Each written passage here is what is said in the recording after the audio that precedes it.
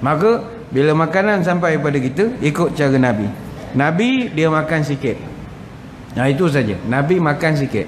Kita ni yang jadi tak sihat sebab makan tak ikut Nabi. Nabi makan sikit, kita sikit-sikit makan. Nah itu jadi masalah. Mengunyah je ni kan, tak habis-habis sampai ke malam mengunyah. Habis majlis raya keluar mengetih pula lagi di luar. La ilaha illallah. Balik ke suruh lagi isteri buat teh pula secawat. Makan ni kerja. Tak boleh begitu. Nabi ni seorang yang jaga makan. Beza dengan kita asal berjaga makan. Asal berjaga makan bila nak sihat, mati macam tu gayanya. Baru ni saya terbaca, mentang-mentang balik Kementerian Kesihatan, dia bagi saya buletin artikel macam-macam, suruh sebar di kalangan masyarakat. Kata dia sekarang ni berdasarkan laporan kesihatan dan mobiliti kebangsaan, 5.6 juta rakyat di Malaysia umur 18 tahun ke atas mengalami masalah berat badan. Jadi kata ustaz, tolonglah kempen sikit orang kita ni supaya jaga sikit badan. Orang muda-muda, kalau orang dah berumur lain. Kita yang dah kahwin badan naik munasabah, isteri masak hari-hari mau tak naik. Ni orang muda, muda-muda lagi. Di Selangor Darul Ihsan 32.7% daripada penduduk Selangor alami obesiti. Habis ustaz, kalau saya gemuk apa masalah ustaz? Bukan masalah aku, cuma nak mengatakan awak kalau gemuk penyakit banyak, itu saja. 17.5% orang obesiti akan alami kencing manis. 30.3% orang obesiti akan kena darah tinggi.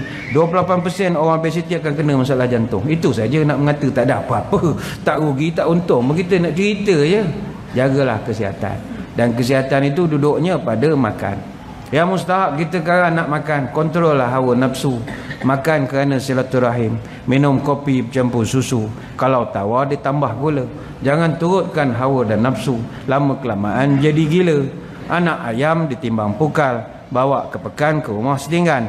Kalau nafsu melebihi akal, umpama makan tak secukup sepinggan. Tanam bunga dalam pasu, bunga melati, bunga pandan. Jangan diturut hawa dan nafsu. Kelak nanti binasalah badan. Jadi makanlah berpada-pada.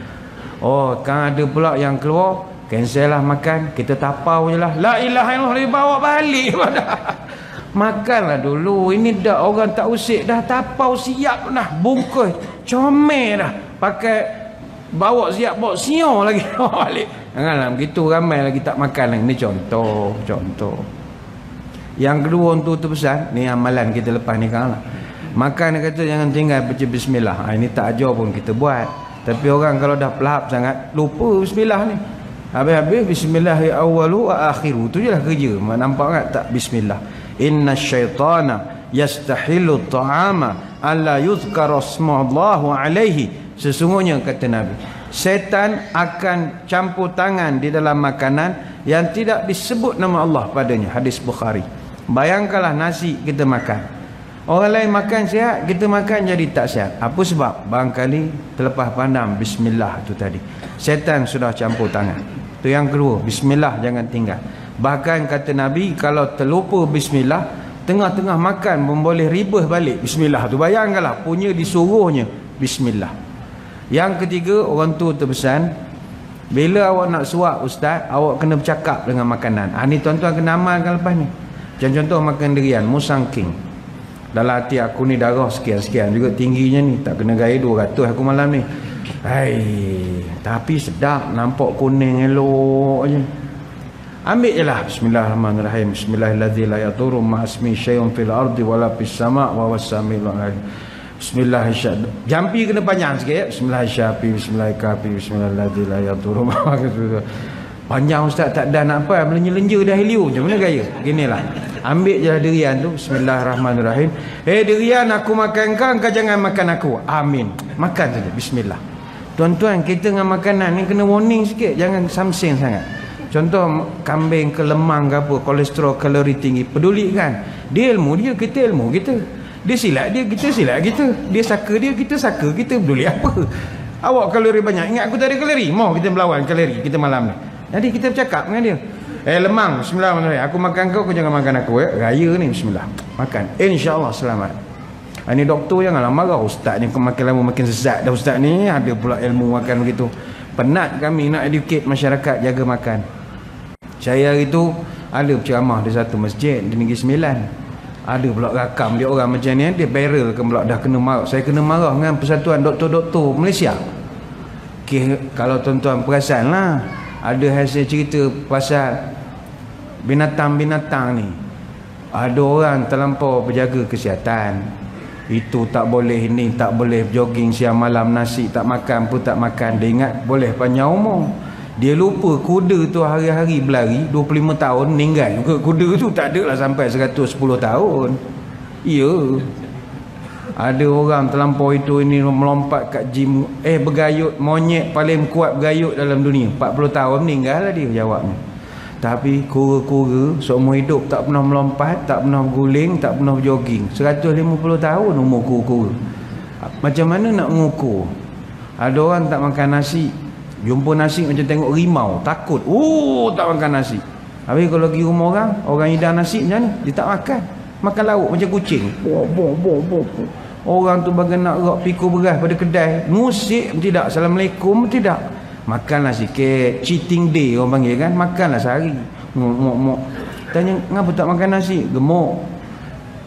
Gajah sebiji nasi tak pernah makan pun gemuk. Apa masalah? Kau makannya lah.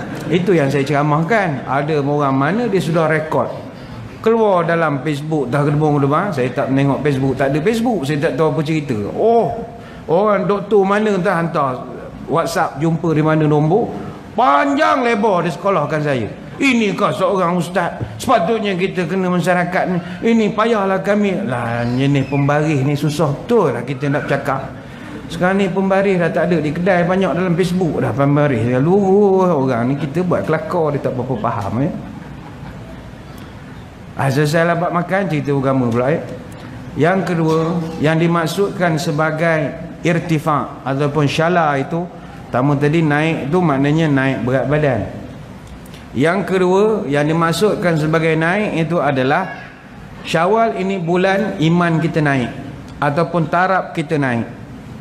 Iman kita ni dia ada naik turun macam bursa saham juga, kejap turun, kejap naik, kejap turun, macam mata wang, currency juga. Kejap naik, kejap turun, suka-suka hati. Lepas tu kata Imam Al-Ghazali, iman itu ada 3 jenis. 2 yang pertama bukan milik manusia lah. Kalau Yazid wa Yanqus itu iman sentiasa naik, tak pernah turun. Itu iman para malaikat. Manusia tak dapat. Naik, tak pernah maksiat. Mana mustahil. Malaikat tak. Kalau dia naik, ada la yanqusu wa la yazidu. Tak naik, tak turun. Malaikat, kata Imam Ghazali. Lepas tu malaikat, iman dia tak pernah bertambah dan tak pernah kurang. Stabil saja. Lepas tu malaikat, dia punya ibadat tidak aneka ragam.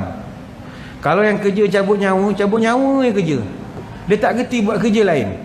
Macam manusia, ibadatnya beragam. Tuan-tuan datang masjid, berapa ibadat dah buat? Malam ni saja. Mula iktikaf masjid, ibadat lain. Malaikat tak, kalau kerja iktikaf dia tak ada buat kerja lain. Lepas tu tuan-tuan semayang lain punya ibadat. Lepas semayang, zikir ramai-ramai, itu lain. Lepas zikir doa, itu ibadat lain. Lepas doa semayang pula ba'diyah, lain lagi. Dengar ceramah, lain lagi. Mana makan lemah, lain lagi. Sentiasa berubah-ubah kita punya amalan. Malaikat tak, kalau kerjanya berzikir, dia tak hantar anak sekolah, tak ada ambil anak sekolah, hantar anak co-curricular hari Sabtu, tak ada. Dia tidak terlibat dengan benda selain daripada apa yang disuruh saja. Kalau malaikat yang kerjanya nanya ma rabbuka, tu je kerja. Ma rabbuka, dia tak tanya dah soalan lain. Bayangkan malaikat, dan malaikat tak pernah turun iman. Mana ada malaikat mencuri kertas buku? Tak ada. Mana ada malaikat mencuri motor kat masjid? Tak. Mana ada malaikat mencuri tabung masjid pakai pancing gini? Tak ada. Bukan kerja malaikat. Keluar yang CCTV itu bukan malaikat. Itu setan namanya. Setan. Curi duit masjid, la ilaha illallah. Curi handbag jemaah perempuan, sian makcik-makcik tu ya. Pakai telekong pun orang lelaki. Kita sujud pun curi handbag buat lari. Ni CCTV lah menengok orang mengantau. Ada pula iman kata Imam Ghazali, Yazid wala yanqus, naik tak pernah menurun. Ini bukan label kita juga, label para nabi. Nabi-nabi 124,000 orang, tidak ada seorang pun yang letak jawatan option pencen awal, tak ada. Tak ada. Nabi-nabi ni makin diteruk, diuji, makin kuat lagi ibadat dia.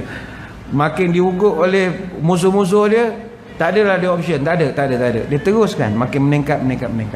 Tapi kata Imam Ghazali, manusia label kita macam biasa-biasa ini, iman kita naik turun. Sebab itu musim Syawal, daripada Ramadan momentum dia bawa ke Syawal, itu musim tengah naik betul tu. Naik betul. Tapi malam esok dia menurun balik. Esok banyak game bola kan, second leg, PLFA, gedembung-gedembang. Dia lupa diri sekejap, contoh muka, dia lupa sekejap. Ahad insah balik. Begitulah. Hari Senin pergi office, ada berjamaah raya, ingat balik ke agama. Petang kan lupa pula. Dia naik turun. Sebab itu kita bila masuk sejak Idul Fitri, masuk bulan Syawal, raya kita dipanggil Idul Fitri. Id maknanya kembali, fit maknanya fitrah, balik semula kepada fitrah. Semua yang ada dalam masjid ni sedang berada dalam fasa fitrah. Cuma kita sedar ataupun tidak, fitrah itu dah makin terhakis dah. Fitrah ni maknanya kita jadi suci, elok, macam mula-mula dilahirkan.